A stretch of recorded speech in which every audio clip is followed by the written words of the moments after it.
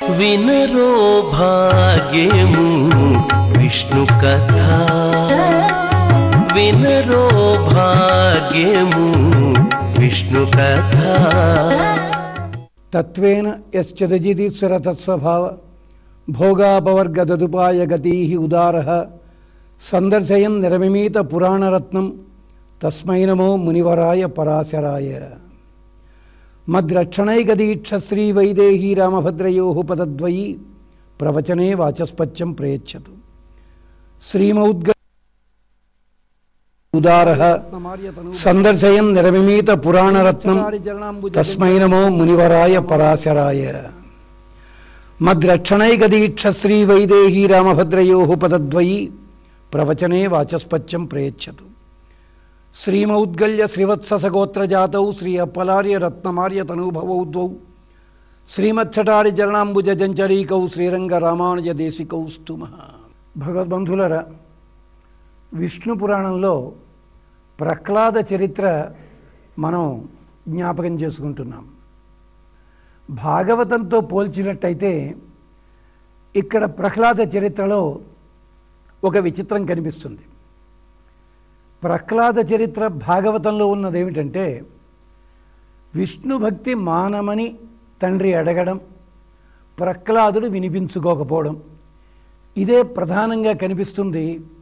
ప్రతి చోట కూడా ప్రహ్లాదుడి చేత విష్ణు పారమ్యం చెప్పించడం, నీవు నా శత్రువుని నువ్వు పొగుడుతున్నావంటూ హిరణ్యకశిపుడు కోప్పడ్డం, ఇది మాత్రం కనిపిస్తుంది. హిరణ్యకశిపుడికి కేవలము విష్ణుద్వేషమే కాకుండా వేరేది కూడా మనస్సులో ఉంది. అంత మాత్రమే కాదు, హిరణ్యకశిపుడు తన రాజ్యాన్ని పరిపాలించడానికి తగిన వారసుడు తన లక్షణాలకి వ్యతిరేకంగా ఉన్నాడనే భావన కూడా ఉంది. పరాశర మహర్షి ప్రత్యేకించి ఈ కోణంలో హిరణ్యకశిపుడిని ఆవిష్కరిస్తున్నాడు. అంతేకాదు, విష్ణు పురాణం యొక్క ప్రాధాన్యం ఏమిటి అంటే, సర్వశాస్త్రములలోనూ విష్ణువే ఉన్నాడు. సర్వశాస్త్రములు ఆయన ద్వారానే ఆవిర్భవించాయి.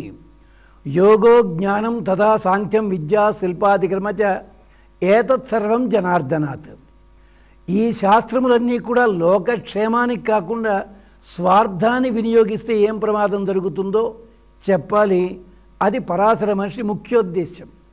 అంచేతనే ఇక్కడ విష్ణు పురాణంలో ప్రహ్లాద హిరణ్యకశిపు సంవాదంలో చాలాసార్లు శాస్త్ర చర్చలు ఇవి జరుగుతుంటాయి.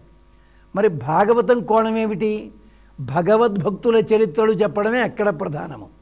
అంచేత మిగిలిన విశేషాల కంటే కూడా భక్తుడు అన్నవాడు ఎలా ఉంటాడు, భక్తుడు పరమాత్మను ఎలా సేవిస్తాడు, ఎలా భగవంతుడి చేత రక్షింపబడతాడు, అదక్కడ ప్రాధాన్యం. అంతే తప్ప ఈ రెండు కథలు వేరువేరుగా ఉన్నాయి, సంబంధం లేనివి, లేదా పోతన గారు పెంచారు, వ్యాసుడు తుంచాడు అని అనుకోవడానికి కాదు, చెప్తున్న విశేషాలని బట్టి. అందుకనే మనకిక్కడ ప్రహ్లాదుడి కథ లోపల విష్ణు పురాణంలో ఈ సన్నివేశాలు మనం చూస్తున్నాం. సరే, ఇది మనకి కలిగిన కొన్ని సందేహాలకి సమాధానం. ఇక ప్రకృతానికి వద్దాము.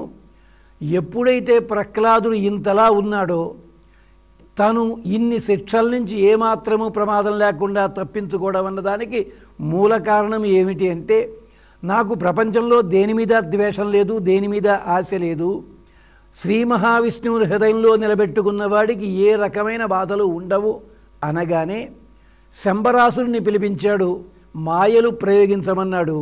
అలాంటి శంబరాసుడి మాయలు కూడా పని చెయ్యలేదు. ఎవరి మీద? ప్రహ్లాదుడి మీద. కారణం ఏమిటి? ప్రహ్లాదుడు సస్మార, తన హృదయంలో ఉన్న భగవంతుణ్ణే ధ్యానం చేశాడు. అంతే, భగవంతుణ్ణి ధ్యానం చేశాడు తప్ప ద్రౌపదిలాగా, ద్రౌపదికి చెప్తారు ఇక్కడ, మహత్యాపది సంప్రాప్తే స్మర్తవ్యో భగవాన్ హరి. నీకు గొప్పదైన ఆపద వచ్చినట్టయితే భగవంతుణ్ణి స్మరించు, ఆయన్ని పిలవక్కల్లా. కానీ ద్రౌపది తప్పనిసరైంది, ఏమో వస్తాడో రాడో తెలియటం లేదు, అగ్ని సాక్షికంగా చేసుకుని స్వయంవర సమాగత రాజన్య చక్రాలన్నీ చీల్చి చెండాడిన 5 మేటి మగలుండగా ఇలాంటి ప్రమాదం అవుతోంది. అడగనిదే భగవంతుడు కూడా రాడేమో అని శంఖచక్ర గదాపాణే ద్వారకా నిలయ ఇలా అంటూ పిలిచింది ఆవిడ. వచ్చాడు ఆయన, రక్షణ కలిగించాడు.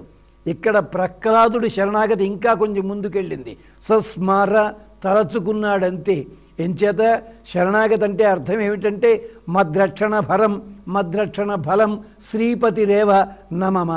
మద్రక్షణ భరం మద్రక్షణ ఫలం, నన్ను రక్షించుకునే బాధ్యత అయినదే. నన్ను రక్షించుకున్నందువల్ల వచ్చిన లాభం ఏముందో అది కూడా అయింది, నాకేమీ సంబంధం లేదు. ఇంతటి సంపూర్ణమైన శరణాగతి ఉంటే తప్ప భగవంతుడు కదలరాడు. వచ్చాడు, అందుకనే భగవంతుడు కూడా రాలే, అవసరం లేదు, తన పరివారం చాలును. అందుకని తతో భగవత తస్య రక్షార్థం చక్రం ఉత్తమం ఆజగామ సమాబ్జక్తం. ఎప్పుడైతే స్వామిని స్మరించాడో వెంటనే స్వామి పంపించాడు తన సుదర్శన చక్రాన్ని. జ్వాలామాలి సుదర్శనం. అసలు ఇది నిజంగా సుదర్శనమే. స్వామి చేతిలో ఉంటే సుదర్శనము, అది మనకందరికీ తాపకర్షణము. కానీ ఎప్పుడైతే శత్రువుల మీద ప్రయోగించాడో జ్వాలామాలి అవుతుంది. తేన మాయా సహస్రం తత్ శంబరస్య ఆశుగామిన బాలస్య రక్షా దేహం ఏకైకం చ నిషూదితం. వచ్చి ఈ ప్రహ్లాదుడి రోమకూపంలో ప్రతి రోమకూపంలో కూడా ఒక్కొక్క మాయను ప్రయోగించాడు. ఎన్ని మాయలు ప్రయోగించాడో దుర్మార్గుడు ఆ శంబరాసురుడు. అందుకని ఆ ఒక్కొక్క మాయని కూడా సుదర్శనము ఒక్కొక్కటి తొలగించింది. మొత్తం అంతా ఒకసారి తొలగించిందని చెప్పచ్చు కదా, కాదు. అంటే ఎక్కడా కూడా శత్రుశేషం మిగలకుండా ప్రహ్లాదుడికి పూర్తి రక్షాకవచం ఏర్పడిందన్నమాట. అంటే ఎక్కడా కూడా ప్రహ్లాదుని కష్టపెట్టాల్సిన అవసరం లేదు. అంటే చమత్కారమైన గాథ ఒకటి ఉంది మహాభారతంలో. దుర్యోధనుడు అర్జునుని జయించి తీరాలని కంకణం కట్టుకున్నాడు. ఏం చేయాలో తెలియదు. ద్రోణాచార్యుల వారు అన్నారు, నా కవచం వేసుకెళ్ళమన్నట్ట. అది కవచం కాదు, మామూలు కృష్ణాజనం. ఉక్కు కవచం వేసుకున్నా తుక్కు రేగొడతాడు అర్జునుడు, అలాంటిది కృష్ణాజనం కట్టుకోమంటావేమిటయ్యా మహానుభావ అన్నాడు. అంటే ద్రోణాచార్యుల వారు చెప్పారు, వేసుకు వెళ్ళరా బాబు, పని జరుగుతుంది. అర్జునుడి బాణాలు ఒక్కడి తాకలా దుర్యోధనుణ్ణి. జరిగిందేమిటి? ఆ కవచం మహాత్యం అలాంటిది, అది ఒట్టి కృష్ణాజనం కాదు, యోగాభ్యాసం చేత సాధించుకున్నది. అప్పుడు కృష్ణ పరమాత్మ చెప్పాడు, నాయన కవచం ఉన్నంత ప్రాంతం ఎక్కడా తగలదు, కవచం లేని ప్రాంతం ఏదో దూసుకుని కొట్టమన్నట్ట. కవచం లేని ప్రాంతం అంటే నాభి కింది భాగం. నాభి కింది భాగంలో కొట్టడానికి వీల్లేదు. అప్పుడు చూచాడు అర్జునుడు, దుర్యోధనుడు అన్నీ జాగ్రత్తగా వేసుకొచ్చాడు, కానీ ఆ విల్లు పట్టుకునేటప్పుడు చేతి వేళ్లకి మాత్రం కవచం ధరించలే. అంగుళి త్రాణములంటారు.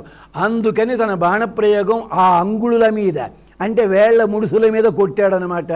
విల్లు పారేసి పరిగెత్తాడు దుర్యోధనుడు. ఇక్కడ ప్రహ్లాదుడి శరీరం అంతా కూడా ఒక విష్ణు కవచం ఏర్పడింది, విష్ణు పంజరం ఏర్పడింది సుదర్శనం వల్ల. అంచేతే సుదర్శన శతకంలో ఆళ్వార్లు ఒక తోట చెప్తారు, చాలా అందంగా చెప్పారు ఆచార్యుల వారు. దగ్ధానాం దానవానాం సభసిత నిసజై అస్థిభి సర్వశుభ్రాం పృథ్వీం కృత్వాపి. ఎప్పుడైతే సుదర్శన చక్రం ప్రయోగించారో రాక్షసుల శరీరాలన్నీ కాలిపోయి బూడిద కింద మారాయిట. ఎక్కడ చూస్తే అక్కడ రాక్షసుల శరీరాలు బూడిదే మిగిలిందట. పాపం ఈ రాక్షసులు మరణిస్తే వాళ్ళ రక్తాన్ని తాగుదామని, మాంసం తిందామని చెప్పి ఆనందపడిపోతూ గ్రద్దలు, రాబందులు ఇలాంటి పక్షులన్నీ పరిగెత్తుకొస్తున్నాయట, పిశాచములును. కానీ వచ్చేసరికి బూడిద మిగిలిందట.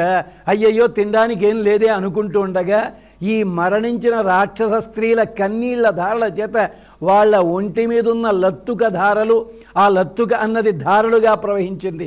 వాళ్ళ కుంకుమ కాస్త చెరిగి ఆ ఎర్రటి నీళ్లలో పారి ఈ బూడిదనంతా కూడా మరింత ఎర్రని చేసి హమ్మయ్య రక్తపానం చెయ్యొచ్చని వాళ్ళంతా ఆనందపడేలా చేస్తున్నాయి అని వర్ణన చేస్తారు. అలాంటి జ్వాలలతో వచ్చిన సుదర్శనుడు శంబరాసురుణ్ణి వధించాడు. ఇది జరిగింది. ఇప్పుడు చూచాడు, ఓహో శంబరాసురుడు నావాడు గనక స్వామిది చేస్తాడా అని చెప్పి తన అధీనంలో ఉన్నాడు వాయుదేవుడు. వాయుదేవుని ప్రేరేపణ చేశాడు. వాయువు చేసిన పనేమిటి? శీత అతిరూక్ష శోషాయ అతి దుస్సహ తద్దేహస్య. అతి చల్లగా వీచాట. ఎంత చల్లగా అంటే మనకంతే మామూలుగా శీతాకాలంలోనే మామూలుగా ఉంటుంది. అదే కొంచెం కిందకి దిగిపోయి -13 డిగ్రీ సెంటీగ్రేడ్కి దిగితే మన గతి ఎలా ఉంటుంది? అలాంటి చల్లటి గాలి సూదులు పొడిచినట్టుగాను. సరిగ్గా ఇదే భావాన్ని పాపం ఎక్కడ సంపాదించాడో విలియం షేక్స్పియర్ దాంట్లో ఒక చోట కింగ్ లీర్లో ఉపయోగిస్తాడు ఇదే ప్రయత్నము. అలాగ అంతటి చల్లగాలి వీచాట. అంతేకాదు అతిరూక్ష, భయంకరమైన వేగంతో వీచాట. ఒక తోట చల్లగా, ఒక తోట అలాగా. శోషాయ అతి దుస్సహ అంటే వాడిని ఎగరగొట్టి పారేసేంత లేదు, సహించడానికి వీల్లేనంత వేగంగా గాలి వీచాట. కానీ ప్రహ్లాదుడు ఏమిటి, అతని సన్నివేశం ఎలా ఉంది, అతని రియాక్షన్ ఎలా ఉంది, ఏమీ లేదు, అలాగే స్థిరంగా ఉన్నాడు. హృదయేన మహాత్మానం ధరణీధరం దధార. ఎలాగైతే కొండ ఎంతటి వాయువు ఇచ్చినా కొండ కదలదో అలాంటి ధరాధరుడైన పరమాత్మని తన హృదయంలో అట్టే పెట్టుకున్నాడు కదా, అందుకని ఆయన్ని తలుచుకున్నట్ట. ఆయన ఏం చేశాడు, ధరణీధరుడు కదా, కొండ కదలకపోవడానికి కారణం ఏమిటి, గాలంతా తాను పీల్చుకుంటుందన్నమాట. అంతేప్పుడు కదలదు. ఎలాగైతే అగస్త్యుడు మొత్తం సముద్రం నీళ్ళన్నీ తాగేస్తే పక్క నీటిలో ఒక్క చుక్క పక్కకి వెళ్ళలేదుట, అలాగే ఈయన కూడా మొత్తం శ్రీ మహావిష్ణువు లోపల ఉన్నవాడు మొత్తం వాయువునంతా పానం చేశాడు. క్రుద్ధ సయయౌ పవన క్షీణ. దెబ్బతోటి పవనుడు కాస్త చిక్కి శల్యమైపోయాడు. అంటే గాలిని బంధిస్తే ఏం జరుగుతుంది, ఇది ప్రమాదం జరుగుతుంది. గాలిని పీల్చివేశాడు. కారణము శ్రీ మహావిష్ణువు ఏమన్నా సామాన్యుడా, వేదం చెప్పిందే భీషాస్మాద్వాత పవతే భీషోదేది సూర్య. ఈ వాయువు కానీ అగ్ని కానీ వీళ్ళందరూ కూడా స్వామి చెప్పిన మాట వినాలి. తాత్కాలికముగా ఇవాళ హిరణ్యకశిపుడు ఇంద్రుని కూడా జయించాడు గనక అతడికి ఊడిగం చేస్తున్నారేమో కానీ ప్రధానమైన ఆ పైన ఉన్నవాడు ఆయన. అందుకని ఆయన భయం చేతనే వాయువు ప్రసరిస్తాడు. అలాగే జలములు ప్రవహిస్తాయి. మృత్యువు కూడా గడగడ వణుకుతూ ఏమిటి ఆజ్ఞ అని అడుగుతాడు. అంచేత ఆయన తాగివేశాడు. చూచాడు హిరణ్యకశిపుడు, ఇక లాభం లేదు, మళ్ళీ ఆలోచిద్దాం, కొంచెం చదివించినట్టయితే బాగుంటుంది అనుకున్నాడు. మళ్ళీ గురుకులానికి పంపించాడు. అంటే ఒక్కొక్కసారి చదువు వల్ల, చదువుకునే చోటు వల్ల ఒక్కోసారి మన బుద్ధుల్లో కూడా మార్పులు రావచ్చన్నమాట. ఇది పరిస్థితి. అందుకని మళ్ళీ పంపించాడు. ఈసారి రాజగురువులిద్దరూ కూడా చండామార్కుల వారు వేదాంత శాస్త్రం ఇలాంటివేమీ చెప్పకుండా రాజనీతి బోధించారట. అంటే రాజనీతి బోధించడం అంటే ఇప్పట్లో అంటూ ఉంటారు కదా, పొలిటికల్ అడ్మినిస్ట్రేషన్ అని చెప్పి, అంటే వ్యక్తిత్వ వికాసము, లేదా జనాలందరినీ ఎలా కూడగట్టుకోవాలి, లేదా సంభాషణ చాతుర్యము, లేదు ఫలానా వాళ్ళందరినీ కూడా సంభావించడం ఎలాగా, ఇవన్నీ కూడా ఆలోచించారట. చేస్తే బాగా చదువుకున్నాడు పిల్లవాడు. మళ్ళీ హిరణ్యకశిపుడు వెనక్కి పిలిపించాడు. ఎంచేతంటే ఎప్పటికప్పుడు చూసుకుంటున్నాడు ఏ స్థితిలో ఉన్నాడు. మొక్కై వంగనిది మానై వంగునాది కదా సామెత. అందుకోసం మళ్ళీ పిలిచాడు, ప్రశ్నలు వేశాడు. మిత్రేషు వర్తేత కథం అరివర్గేషు భూపతి. నాయన, నీ మిత్రులతోటి ఎలా ప్రవర్తించాలి, శత్రువులతో ఎలా ప్రవర్తించాలి, త్రిషు లోకేషు మూడు లోకాల్లో కూడా. వినరో భాగ్యము విష్ణు కథ, వినరో భాగ్యము విష్ణు కథ, వినరో భాగ్యము విష్ణు కథ. త్రిషు లోకేషు మధ్యస్థేషు కథంచిత్. ఎలాగా మధ్యస్థులు కొంతమంది ఉంటారు, వాళ్లతోటి ఎలాగా. కథం మంత్రిషు అమాత్యేషు బాహ్యేషు అంతరేషు చ. మంత్రులని ఉంటారు కొంతమంది, బయట వాళ్ళు కొంతమంది, ఆంతరంగికులు కొంతమంది, వాళ్లతో ఎలా ప్రవర్తించాలి. చారేషు పౌరవర్గేషు శంకితేషు ఇతరేషు చ కృత్యాకృత్య విధానంచ దుర్గం ఆటవిక సాధనం తథా కంటక శోధనం వరుసపెట్టి. ఈనాడు మనమంతా కూడా రాజకీయ చాతుర్యం తెలుసుకోవడానికి, రాజకీయ వ్యక్తిత్వ వికాసం తెలుసుకోవడానికి ఎక్కడెక్కడో ఇతర దేశాల గ్రంథాలు చదువుతుంటాం. విష్ణు పురాణం చదవండి, మనుస్మృతి చదవండి, శుక్రనీతి సారం చదవండి, అలాగే ఇతర గ్రంథములన్నీ కూడా ఉన్నాయి. దాంట్లో రాజనీతిని అద్భుతంగా చెప్పారు. ఎవరెవరితో ఎలా ప్రవర్తించాలన్నది. శ్రీమద్ రామాయణంలో భరతుడితో రాముడి సంవాదన ఉంది, కచ్చిత్ సర్గ అంటారు. ఆ సర్గ చదవండి. మహాభారతంలో శాంతి పర్వము, అనుశాసనిక పర్వము, అరణ్య పర్వంలో కొన్ని భాగములు, అలాగే సభాపర్వంలో కొన్ని భాగములు, అన్నీ కూడా రాజకీయముల విశేషములు. అలాగే మన ప్రవర్తన, వ్యక్తిత్వ వికాసము, సంభాషణ చాతుర్యము, వ్యవహార దక్షత ఇవన్నీ కూడా నేర్పినవి చూడవచ్చిక. ఇవన్నీ అడిగాడు. అంటే ఈ ఒక్కటి వ్యాసుడు దీనికోసమని చెప్పి 1,25,000 శ్లోకాలే రాశాడు మహాభారతంలోను. అంటే స్మృతి గ్రంథాలకన్నిటికీ ఆధారమైంది విష్ణు పురాణము. మిత్రులు ఎవళ్ళుట 3 రకాలని చెప్పాడు. మిత్రులు సహజ మిత్రులని, ప్రాకృతిక మిత్రులని, కృత్రిమ మిత్రులని చెప్పి. సహజ మిత్రులు అంటే ఎవరన్నమాట? రక్త సంబంధీకులు, మేనమామ పిల్లలు, బాబాయి పిల్లలు, ఇలాంటి వాళ్ళంతాను. ప్రాకృతిక మిత్రులు అంటారు. అంటే నీ ఉన్న చోటు లోపల ఇరుగు పొరుగు ఉంటారు. ఇరుగు పొరుగు వాళ్ళు, ఒకే ఊరు వాళ్ళు, ఒకే వాడవాళ్ళు, వీళ్ళంతా ప్రాకృతిక మిత్రులు. కృత్రిమ మిత్రులని ఉంటారు. అంటే కొన్ని ప్రయోజనాల కోసం నీతోటి మిత్రత్వం ఉంటుంది. ఆ ప్రయోజనం కాగానే వాడు నీకేం అపకారం చెయ్యడు, దూరంగా పోతాడు.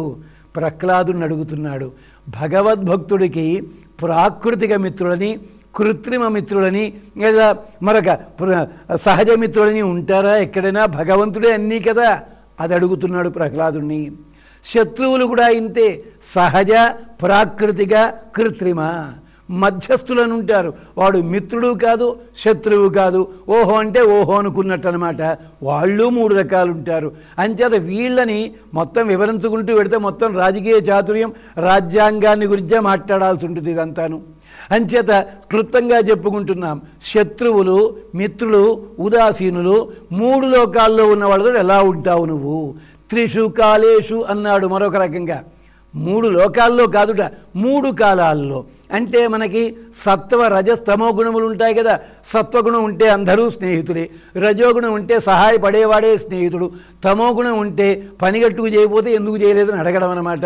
ఇలాంటి 3 కాలాల్లో కూడా ఎవరున్నారు అంటే ఇంకొకటి ఉంది, క్షయ, వృద్ధి, స్థానకాలములు.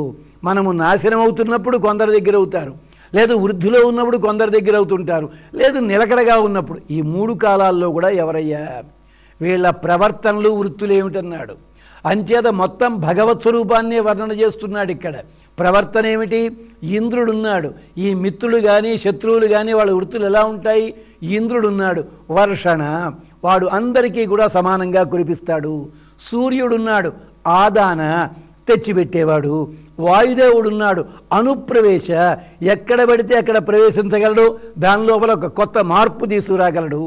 యముడుంటాడు, మధ్యస్థుడు, ఆయన ఇటు ఉండడు అటు ఉండడు, తప్పు ఒప్పు చూస్తాడు, తప్పుకి ఒప్పుకి తగినటువంటి ఫలితాలు ఇస్తాడు, ఆయన మధ్యముడు. వరుణుడున్నాడు, పూర్ణత్వ, వర్షం పడేటప్పుడు కాస్త కాస్త పడ్డం కాదు, కాస్త కాస్త పడిందని మనం అనుకుంటున్నాం, కాదు. ఆ వాతావరణం కనుక సంపూర్ణంగా ఉంటే వర్షం పూర్తిగా పడుతుంది. ఓ నీటి చుక్కు ఉందనుకోండి, పూర్తిగా నేల మీద పడేదాకా ఆగదది, అంతే తప్ప సగం దాకా వచ్చి అలాగే ఉండిపోదు. నేలని తాకలేదంటే ఉష్ణోగ్రత వల్ల అది ఆవిరి కింద మారుండొచ్చును. అంచేత వరుణదేవుడు పూర్ణుడనమాట. అంచేత విష్ణు సహస్రనామ స్తోత్రంలో స్వామికి పేరేమిటి? వరుణ, వారుణ చెప్పిన అందుకోసం వచ్చింది. పరిపూర్ణుడు ఆయన. ఇక చంద్రుడున్నాడు, ప్రియత్వ, తాను నశిస్తూ ఉంటాడు, ఎదుగుతూ ఉంటాడు, కానీ ప్రియత్వం కలిగి ఉంటాడు. అంటే రాజు లోపల ఈ లక్షణాలన్నీ ఉండాలంటున్నాడు హిరణ్యకశిపుడు. ఎంతటి రాజకీయ చాతుర్యము! ఈ లక్షణాలన్నీ భగవద్భక్తునిగా ప్రహ్లాదుడికి ఉన్నాయి. సహిష్ణుత్వ, రాజు కూడా సహించాలి. ఒక్కొక్కసారి ప్రజలు ఎదురు తిరిగినా, అవసరం లేకున్నా ఎదురు తిరిగినా, పనిగట్టుకు దూషించినా ఒక్కొక్కసారి సహించక తప్పదు. సహించి సరియైన సమయంలో ఎదురు సమాధానం చెప్పాలన్నమాట. అది లక్షణము. అలాగే మంత్రి, అమాత్య, సచివ, ఈ 3టికి మనకి తేడా తెలియదు, అన్నీ ఒకటే అనుకుంటున్నాం. మంత్రి అంటే బుద్ధి సహాయకుడు, అంటే ఆలోచన విధానం చెప్పేవాడు. అమాత్యుడంటే సహాయకృత్, కార్యక్రమంలో నిర్వహించేవాడు. సచివుడంటే అర్థం ఏమిటి? ఎప్పుడు కూడా తోడుగా ఉండి పనులు చేసేవాడు. అంచేత మంత్రులు వేరు, సచివులు వేరు, అమాత్యులు వేరు. మంత్రులంటే మళ్ళీ గుప్తవాద, రహస్యముగా మంత్రాంగము చేసి ప్రజల క్షేమాన్ని ఆలోచించేవారు. అలాగే దుర్గాధ్యక్షుడు, ధనాధ్యక్షుడు, వీళ్ళందరి లక్షణాలు కూడా ప్రహ్లాదుడు నేర్చుకున్నాడు. అమాత్యులు మళ్ళీ 2 రకాలన్నాడు హిరణ్యకశిపుడు. అడిగాడు, బాహ్య, అభ్యంతర, బయట వ్యవహారాలు చూసేవాడు, ఆంతరంగిక వ్యవహారాలు చూసేవాడు. అలాగే చారులు ఉంటారు, రహస్యముగా ఉన్న సమాచారాన్ని తెచ్చేవారు. ఎంతమంది ఎందుకు అడిగాడు హిరణ్యకశిపుడు ఈ మాట? రేపొద్దున్న ప్రహ్లాదుడు రాజు అయినట్టయితే రాజ్యము సక్రమంగా చెయ్యకపోతే ప్రజలంతా ఇబ్బంది పడతారు. గుర్తుపెట్టుకోండి, హిరణ్యకశిపుడికి తన ప్రజలంటే ఏమీ ద్వేషం లేదు, విష్ణు ద్వేషం ఉంది. విష్ణు సంబంధులు ఎవరుంటే వాళ్ళ మీద ద్వేషం. రావణాసురుడు అంతే, దుర్యోధనుడు అంతే. వీళ్ళందరూ వ్యక్తిగతంగా మహారాజులుగా చూచినట్టయితే దుర్యోధనుడు ఎక్కడ ఆడవాళ్ళని చెరబట్టాడు, వాళ్ళని నాశనం చేశాడు, ఇలాంటివి ఏమీ లేవు. పాండవుల మీదే అతడికి ద్వేషము, పాండవుల మీదే కక్ష. పాండవులకి సంబంధించి ఎవడుంటే వాడి మీద కక్ష తెచ్చుకుంటాడు అంతే. తన వాళ్ళ జోలికి తాను ఎప్పుడూ వెళ్ళలేదు. కానీ శిశుపాలుడు ఉన్నాడు, తను యాదవుడయ్యుండి యాదవుల్ని ఇబ్బంది పెట్టాడు, తను క్షత్రియుడిని ఇబ్బంది పెట్టాడు. తన మేనమామ కూతురు ఎవరినో ప్రేమిస్తే ఆ వేషంలో వెళ్ళి ఆమెని నాశనం చేశాడు. ఎవడో మహర్షి వస్తే మహర్షి భార్యని చెరబట్టాడు. అందుకని వాడికి ఆ శిక్ష పడింది. అందుకని హిరణ్యకశిపుడు అడుగుతున్నాడు, ఇవన్నీ తెలుసుకున్నావా అంటే ఇక్కడ మొత్తము సప్తాంగములు దేనికంటే మహారాజు శిరస్సు వంటివాడు, అమాత్యుడంటే నేత్రము వంటివాడు, స్నేహితుడున్నాడే సుహృత్ వాడు చెవి వంటివాడు, ఈ కోశము ధనాగారం ఉంటుందే అది ముఖము వంటిది, రాష్ట్ర పరిపాలనంతా కూడా పాదము వంటిది, దుర్గ రక్షణ ఉంటుందే అదంతా చేతుల వంటివి, బలమన్నది మనస్సు. ఈ సప్తాంగములుంటే రాజ్యం నిలబడుతుంది. నాయన ప్రహ్లాద, ఈ సప్తాంగములు నీ దగ్గర ఉన్నాయా అని అడిగాడు. అంటే గుర్తుపెట్టుకోండి, పిల్లలు ఎప్పుడూ కూడా వాళ్ళు ఏ విషయాన్ని అయితే బాగా జ్ఞాపకం పెట్టుకుంటారో, ఏ శాస్త్రాన్ని జ్ఞాపకం పెట్టుకుంటారో దానికి తగ్గట్టుగానే మనకి లోకంలో కూడా అంతే కదా. పండితులు ఉంటారు, ఒక్కొక్క పండితుడు ఒక్కొక్క శాస్త్రాన్ని బాగా చదువుతాడు. మీరు ఏ ప్రశ్న అడిగినా సరే వాళ్ళు ఏ గ్రంథము లేదా ఏ శాస్త్రాన్ని అభ్యాసం చేశారో, వాళ్ళు జ్యోతిషాన్ని అభ్యాసం చేశారనుకోండి, మీరు అడిగిన ప్రతి ప్రశ్నకి ఆ రూపంలో చెప్తారు. లేదు పురాణాలు చదివారనుకోండి, పురాణ ప్రక్రియతోటి, లేదు వ్యాకరణ శాస్త్రం మీద నిష్ణాతులు అనుకోండి, ఆ ప్రక్రియతోటి. ఇది లోకంలో ఉన్న తీరిది. ఎంచేత నీ మనస్సు లోపల ఏ శాస్త్రము దృఢముగా ఉందో ఆ పద్ధతిలోనే నువ్వు చెప్తావు కదా. అలాగే ఇక్కడ ప్రహ్లాదుడు ఇంత శుక్రనీతి చేసినా కూడా చాలా తెలివిగా ప్రశ్న మార్చి అడిగాడు హిరణ్యకశిపుడు. కానీ ప్రహ్లాదుడి మనస్సు లోపల శ్రీ మహావిష్ణువే మనస్సంతా పూర్తిగా ఉన్నాడు గనక ఆ మహానుభావుడు ప్రతి సమాధానము శ్రీ మహావిష్ణువు సందర్భంగానే చెప్పాడు, శ్రీమన్నారాయణ పరంగానే చెప్పారు. జ్ఞాతుం తవ ఇచ్చామి మనోగతం అన్నాడు. మళ్ళీ ఇప్పుడు జాగ్రత్త పడ్డాడు హిరణ్యకశిపుడు. నీ మనస్సులో ఏ ఉందో అది చెప్పు నాకు అన్నాడు. పాపం తను అడిగిన ప్రశ్న కాదు, అంటే అతడి బుద్ధి ఎలా ఉందో తెలుసుకోవడానికి. అంచేతనే మౌఖిక పరీక్ష అంటారు, ఇంటర్వ్యూ అంటారు. అక్కడ కూడా ఇలాగే అడుగుతారు. నీవు ఎంత జాగ్రత్తగా చెప్పినా నీ మనస్సులో ఏముందో గమనించే దానికి అనుగుణంగా అవతల ప్రవర్తిస్తారు. మరి ప్రహ్లాదుడి సమాధానం మళ్ళీ జ్ఞాపకం చేసుకుందాం. అంతవరకు స్వస్తి.